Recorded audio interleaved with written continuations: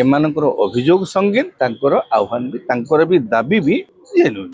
ସୋନାଙ୍କର ଘର ଭଙ୍ଗା ହେଇଥିଲା, ସୋନାଙ୍କର ଆକାଉଣ୍ଟ ସିଜ୍ କରାଯାଇଥିଲା, ସୋନାଙ୍କର ସବୁ ହେଇଥିଲା। ତେଣୁ ସୋନା ନିର୍ଯାତିତ ହେଇ ମାନେ ସୋନା ମଧ୍ୟ ପ୍ରେସରରେ ଥାଇକିରି ବିଜେଡିରେ ଥିଲେ। ବେକରୁ ମାନେ ପଘାଟା ଛିଣ୍ଡିଛି, ସିଏ ଆଉ ସେ ଏରିଆରେ ରହିବ?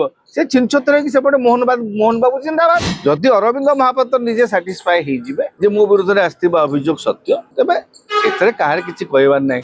ଦୋକାନ ଯାହାର ସେ କେମିତି ଚଲେଇବ ସେଇଟା ତା ବ୍ୟକ୍ତିଗତ ବ୍ୟାପାର।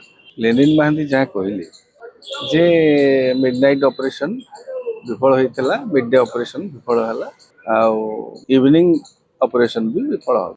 ସେ ଗୋଟେ ଆଲିଗେସନ ବି ଆଣିଲେ ଯେ ଦଳ ବିରୁଦ୍ଧରେ ଗୋଟେ ଷଡ଼ଯନ୍ତ୍ର ଚାଲିଥିଲା, ଦଳକୁ ଗୋଟେ ଧୋକା ଦେବା ପାଇଁ ଗୋଟେ ଯୋଜନା ଚାଲିଥିଲା, ଯୋଉଟାରେ କି ବିଜୟ ମହାପାତ୍ର ନେତୃତ୍ୱ ଦଉଥିଲେ। ସୋନା ମହାକୁଡ଼ ପରୋକ୍ଷରେ ସେ ଅବଶ୍ୟ ଏଇଟା ଗଣମାଧ୍ୟମରେ ବି ଚର୍ଚ୍ଚା ହଉଛି, ସୋନା ମହାକୁଡ଼ କୁଆଡେ ବ୍ୟାକିଂ ଫଣ୍ଡିଂ ବି କରିଥାନ୍ତି। ଏଇଟା ଗୋଟେ ସଙ୍ଗୀନ ଅଭିଯୋଗ। ଦୁଇରେ ଅରବିନ୍ଦ ଜୀ ଯାହା କହିଛନ୍ତି ସେଟା ବି କିଛି ଭୁଲ ନୁହେଁ। ଅରବିନ୍ଦ କହିବା କଥା ପ୍ରମାଣ ଦିଅ। ଏମାନଙ୍କର ଅଭିଯୋଗ ସଙ୍ଗୀନ, ତାଙ୍କର ଆହ୍ୱାନ ବି, ତାଙ୍କର ବି ଦାବି ବି ଜେନୁଇନ୍।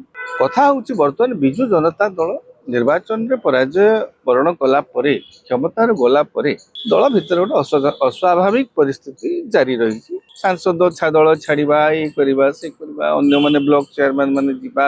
ଏବେ ହେଇଠି ଦେଖନ୍ତୁ, ଏ ଯାବତ ବି ଗତକାଲି ଜିଲ୍ଲା ପରିଷଦ ସଫା ହେଇଯିବା, ଯାଜପୁର ଜିଲ୍ଲା ପରିଷଦ ପଳେଇବା, ଏ ଗୋଟେ ପ୍ରକ୍ରିୟା ଆଉ ଆରୋପ ପ୍ରତ୍ୟାରୋପର ପର୍ବ। ଆଜ୍ଞା, ନେତା ଇଏ ତା ବିରୁଦ୍ଧରେ, ସେ ୟା ବିରୁଦ୍ଧରେ। କିଛି ଦିନ ତ ପାଣ୍ଡିଆନ ବବି ଯୋଡିକୁ ନେଇକି ପ୍ରବଳ ଚର୍ଚ୍ଚା ଚାଲିଲା। ଏବେ ବି ପାଣ୍ଡିଆନ ସୁଜାତାଙ୍କୁ ନେଇକି ପ୍ରବଳ ଚର୍ଚ୍ଚା ହଉଛି। ରାଜ୍ୟସଭା ସୁଜାତା ଯିବେ ବୋଲି ମଧ୍ୟ ଜୋରଦାର ଚର୍ଚ୍ଚା ହଉଛି। ଏଇ ସବୁ ଦିଗକୁ ନେଇକି ବର୍ତ୍ତମାନ ଆଜ୍ଞା ଗୋଟେ ଅସ୍ୱାଭାବିକ ସ୍ଥିତି ବିଜୁ ଜନତା ଦଳ ଭିତରେ ଲାଗିଛି। ସେ ବିଜୁ ଜନତା ଦଳର ସ୍ୱାସ୍ଥ୍ୟ ଯାବତ ମାନେ ଗୋଟେ ଯେମିତି ଆଗରୁ ସ୍ୱାଭାବିକ ସ୍ୱାସ୍ଥ୍ୟ ଥିଲା, ସେ ସ୍ୱାସ୍ଥ୍ୟ ଏବେ ସ୍ୱାଭାବିକ ଅବସ୍ଥାକୁ ଆସିନାହିଁ। ତା ଭିତରେ ଏଇ ଯୋଉ 2 ଜଣ ବିଧାୟକଙ୍କୁ ନିଲମ୍ବନ କରାଯିବ, ଏଇଟା ନିହାତି ଭାବରେ ଦଳର ଆଭ୍ୟନ୍ତରୀଣ ସ୍ଥିତିକୁ, ଗୋଟେ ଆହ୍ୱାନଜନକ ପରିସ୍ଥିତିକୁ ପ୍ରମାଣିତ। କାରଣ ଦଳର ବିଧାୟକ ମାନଙ୍କର ଆସ୍ଥା ଯଦି ଦଳ ପ୍ରତି ରହିପାରୁନି, ଦଳର ବିଧାୟକ ଯଦି ଦଳର ବିରୁଦ୍ଧରେ କାର୍ଯ୍ୟ କରୁଛନ୍ତି, ଆପଣ ଦେଖିବେ ସୋନା ମହାକୁଡ଼ଙ୍କ କଥା ମୁଁ କହିବା, ସୋନା ମହାକୁଡ଼ ଜଣେ ନେତା ନୁହନ୍ତି। ମୁଁ ତାଙ୍କୁ ନେତା ବୋଲି କହିବା ଯଦିଓ ବିଧାୟକ ସେ ହଉଛନ୍ତି ଜଣେ ବ୍ୟବସାୟୀ। ତାଙ୍କ ଆଧାର ହଉଛି ବ୍ୟବସାୟ। କାରଣ ସେଇ ଯୋଉ ବାମେବାରୀ ଅଞ୍ଚଳରେ ସେ ଯୋଉ ଟ୍ରକ୍ ପିଛା, ଟନ ପିଛା ହିସାବ ବ୍ୟବସାୟ ହଉଛି ତାଙ୍କର। ଟ୍ରଷ୍ଟ, ଜଗତ ଜନନୀ ସେବା ଟ୍ରଷ୍ଟ ମାଧ୍ୟମରେ ଏ ସବୁ ସେବା କାର୍ଯ୍ୟ ସେ କରୁଛନ୍ତି, ପଇସା ଆଦାୟ କରୁଛନ୍ତି ଲୋକଙ୍କୁ। ସେଇ ବ୍ୟବସାୟ, ସେ ବିଜେପି କି ସମର୍ଥନ କରିବା ବାଧ୍ୟବାଧକତା, ଏଥିରେ ତାଙ୍କର ବି କିଛି ଭୁଲ ନାହିଁ। କାରଣ କ୍ଷମତାରେ ଯିଏ ରହିବ ତା ପଟକୁ ସିଏ ଦଳିବ। ବିଜେଡିରେ ଥିଲାବେଳେ ମଧ୍ୟ ସୋନା ମହାକୁଡ଼ ବିଜେଡି ପଟକୁ ବାଧ୍ୟବାଧକତାରେ ମଧ୍ୟ ସମର୍ଥନ କରୁଥିଲେ। ସୋନାଙ୍କର ଘର ଭଙ୍ଗା ହେଇଥିଲା, ସୋନାଙ୍କର ଆକାଉଣ୍ଟ ସିଜ୍ କରାଯାଇଥିଲା, ସୋନାଙ୍କର ସବୁ ହେଇଥିଲା। ତେଣୁ ସୋନା ନିର୍ଯାତିତ ମାନେ ସୋନା ମଧ୍ୟ ପ୍ରେସରରେ ଥାଇକିରି ବିଜେଡିରେ ଥିଲେ, ବିଜେଡି କି ସମର୍ଥନ କରୁଥିଲେ। ଏବେ ଯେତେବେଳେ ଲଗାମଟା ଛିଣ୍ଡି ଯାଇଛି, ଯଦି ବେକରୁ ମାନେ ପଘାଟା ଛିଣ୍ଡିଛି, ସିଏ ଆଉ ସେ ଏରିଆରେ ରହିବ? ସେ ଛିନଛତ୍ର ହେଇକି ସେପଟେ ମୋହନ ବାବୁ ଜିନ୍ଦାବାଦ। କାରଣ ତାଙ୍କର ବ୍ୟବସାୟ ଚାଲିବା ଦରକାର। କିନ୍ତୁ ବିଜୟ ମହାପାତ୍ରଙ୍କ ପୁଅ କଥା ହଉଛି, ସେ ଜଣେ ଭଲ, ମାନେ ମୁଁ କହିବା କଥା କଣ କି, ତାଙ୍କର ବିଧାନସଭାରେ ଯୋଉ ପରିବେଶ, ବିଧାନସଭାରେ ତାଙ୍କର ଯୋଉ କାର୍ଯ୍ୟକଳାପ ଦେଖିଲେ ଲାଗୁଥିଲା ଯେ ଇଏ ଜଣେ ସମ୍ଭାବନା ଯୁକ୍ତ ନେତା। କିନ୍ତୁ ଏବେ ଯୋଉ ନିଲମ୍ବନ ପରେ ଲାଗିଲା, ଯୋଉ ନିଲମ୍ବନ ପରେ ଅଭିଯୋଗ ଯୋଉ ଆସିଲା, ସେ ଦଳ ବିରୁଦ୍ଧରେ କୋଉଠି ନା କୋଉଠି ଗୋଟେ ଷଡ଼ଯନ୍ତ୍ରରେ ସାମିଲ ହେଇଥିଲେ।